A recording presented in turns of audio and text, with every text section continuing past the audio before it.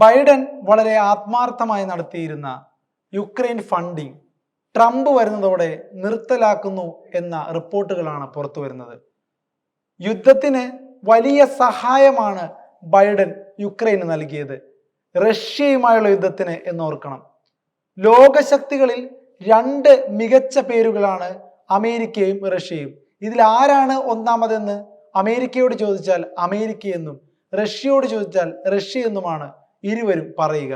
അങ്ങനെ ഒരു സാഹചര്യമുള്ളപ്പോൾ Ukraine Russia യുദ്ധത്തിൽ യുക്രൈനെ അകമഴിഞ്ഞ് സഹായിക്കാൻ അമേരിക്ക തയ്യാറായത് ബൈഡന്റെ ഭരണകാലത്താണ്.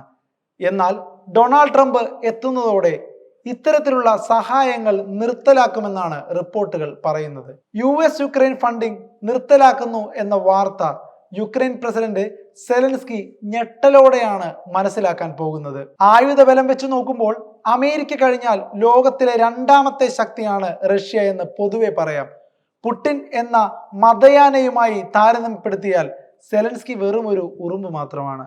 എന്നിട്ടും കഴിഞ്ഞ 2 വർഷത്തോളമായി റഷ്യയെ തളച്ചിടാൻ ഇവർക്ക് കഴിഞ്ഞത് അമേരിക്കയുടെയും മറ്റ് നാറ്റോ രാജ്യങ്ങളുടെയും നിർലോഭമായ പിന്തുണ ഒന്നുകൊണ്ട് മാത്രമായിരുന്നു.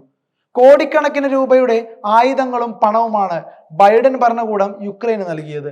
എന്നാൽ ഇതെല്ലാം പാഴ്ചെലവാണെന്നും അമേരിക്ക സ്വന്തം കാര്യം മാത്രം നോക്കിയാൽ മതിയെന്നും വിശ്വസിക്കുന്ന ഒരാളാണ് ഡൊണാൾഡ് ട്രംപ്. അതുകൊണ്ട് തന്നെ യുക്രൈനുള്ള സഹായം പൂർണ്ണമായി നിർത്തിവെക്കാനോ വലിയ തോതിൽ വെട്ടിക്കുറയ്ക്കാനോ ഇടയുണ്ട്. റഷ്യക്ക് വലിയ തോതിൽ ആഹ്ലാദം നൽകുന്നതാണ് ഇത്തരം വാർത്തകൾ. ഡൊണാൾഡ് ട്രംപ് വന്നതോടുകൂടി പുടിനും ഉണർന്നിരിക്കുകയാണ്, എന്തോ ഉറ്റ സുഹൃത്ത് വന്ന പോലെ. അധികാരം ഒഴിയുന്നതിന് ദിവസങ്ങൾക്ക് മുമ്പാണ് ബൈഡൻ മാരകമായ ATACMS മിസൈലുകൾ റഷ്യക്കുള്ളിൽ പ്രയോഗിക്കാനുള്ള അനുവാദം യുക്രൈന് നൽകുന്നത്. മോസ്കോ 50,000 സൈനികരെ കുർസ്കിലേക്ക് അയച്ചതോടെയാണ് മിസൈൽ പ്രയോഗിക്കാൻ ബൈഡൻ അനുമതി നൽകുന്നത്. വടക്കൻ കൊറിയൻ സൈനികരെയാണ് റഷ്യ കുർസ്കിൽ വിന്യസിച്ചത്. ATACMS മിസൈലുകൾ ഉപയോഗിക്കാൻ അനുമതി നൽകിയതിൽ അമേരിക്കൻ ഉദ്യോഗസ്ഥർക്കിടയിൽ പോലും അഭിപ്രായ വ്യത്യാസങ്ങളുണ്ടെന്ന് റിപ്പോർട്ടുകൾ ഉണ്ടായിരുന്നു. യുദ്ധം രൂക്ഷമാകാൻ ഇത് കാരണമാകുമെന്നാണ് ചിലർ വിലയിരുത്തിയത്. യുക്രൈനുള്ളിൽ ഇവ ഉപയോഗിക്കാൻ ഫെബ്രുവരിയിൽ തന്നെ അമേരിക്ക അനുമതി നൽകിയിരുന്നു. മിസൈലുകൾ ഏപ്രിലിൽ യുക്രൈനിൽ എത്തുകയും ചെയ്തു. സെലൻസ്കി ബൈഡന് മുന്നിൽ അവതരിപ്പിച്ച വിജയ പദ്ധതിയുടെ ഭാഗമായിരുന്നു ഈ മിസൈലുകൾ.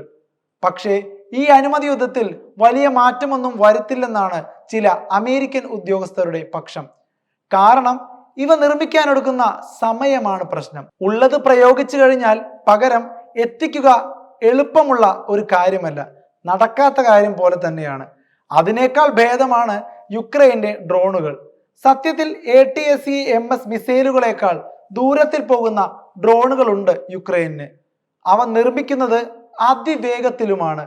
ഇതും നടക്കുന്നത് അമേരിക്കയുടെ പിന്തുണയോട് കൂടിയാണ് എന്നതാണ് മറ്റൊരു വസ്തുത. GUR എന്ന യുക്രൈന്റെ പ്രതിരോധ ഇന്റലിജൻസ് വിഭാഗത്തിന്റെ മേൽനോട്ടത്തിലാണ് ഇതിന്റെ നിർമ്മാണം നടക്കുന്നത്. അതീവ രഹസ്യമായാണ് ഇത് നടക്കുന്നത്. പക്ഷേ റഷ്യ പലപ്പോഴും അവയുടെ ആക്രമണം തടുക്കുന്നുമുണ്ട്. വിജയം ഉറപ്പിക്കണമെങ്കിൽ ഡ്രോണുകൾ കൂട്ടത്തോടെ അയക്കണം. റഷ്യയുടെ അതിർത്തി കടന്ന് അമേരിക്കൻ മിസൈലുകൾ പ്രയോഗിക്കാൻ അനുമതി കിട്ടിയാൽ യുദ്ധത്തിന്റെ ഗതി മാറുമെന്നായിരുന്നു യുക്രൈന്റെ പ്രതീക്ഷ. പക്ഷേ ഡൊണാൾഡ് ട്രംപ് അധികാരമേറിയതോടെ യുക്രൈന് പിന്നെ മുന്നോട്ടൊരു വഴിയില്ല. ചിലപ്പോൾ അതുകൂടി മനസ്സിൽ കണ്ടാണ് ജോ ബൈഡൻ മിസൈൽ പ്രയോഗത്തിന് അനുമതി നേരത്തെ നൽകിയത്. യുക്രൈന്റെ ചെറുത്തുനിൽപ്പിൽ ഏറ്റവും നിർണായകമായ non persistent anti personnel land മൈനുകളും നൽകിയിരുന്നത് അമേരിക്കയാണ്. ഒരാൾ അടുത്തു വരുമ്പോൾ തന്നെ പൊട്ടിത്തെറിക്കുന്നവയാണ് ഇത്തരം മൈനുകൾ. ഒരു നിശ്ചിത സമയം കഴിയുമ്പോൾ പ്രവർത്തനരഹിതമാകുകയും ചെയ്യും. യുദ്ധമുഖത്ത് ചാവേർ സംഘങ്ങളെ അയക്കുന്ന റഷ്യൻ രീതിയും തടഞ്ഞത് ഈ ലാൻഡ് മൈനുകളാണ്. 5 or 6 സൈനികർ മോട്ടോർ ബൈക്കിൽ യുക്രൈൻ സൈനികരുടെ ഇടയിലേക്ക് പാഞ്ഞു കയറി സ്ഫോടനം നടത്തുകയാണ് റഷ്യയുടെ രീതി. പക്ഷേ അത് തടയുന്നത് ഈ മൈനുകളാണ്. ഇപ്പോൾ ട്രംപ് അധികാരത്തിൽ വരുന്നതോടെ ഇത്തരം ആയുധങ്ങൾ സപ്ലൈ ചെയ്യുന്നത് ഇല്ലാതാവും. ഫലത്തിൽ റഷ്യ ഇരച്ചു കയറുന്ന അവസ്ഥയാണ് ഇതോടുകൂടി ഉണ്ടാവുക. അതുകൊണ്ട് തന്നെ ഡൊണാൾഡ് ട്രംപിന്റെ അമേരിക്കൻ പ്രസിഡന്റായുള്ള രംഗപ്രവേശം ഏറ്റവും കൂടുതൽ ബാധിക്കാൻ പോകുന്നത് യുക്രൈനെയാണ്. അവർക്ക് നൽകിയിരുന്ന സഹായ ഹസ്തം ഇതോടുകൂടി ഇല്ലാതാവുകയാണ്.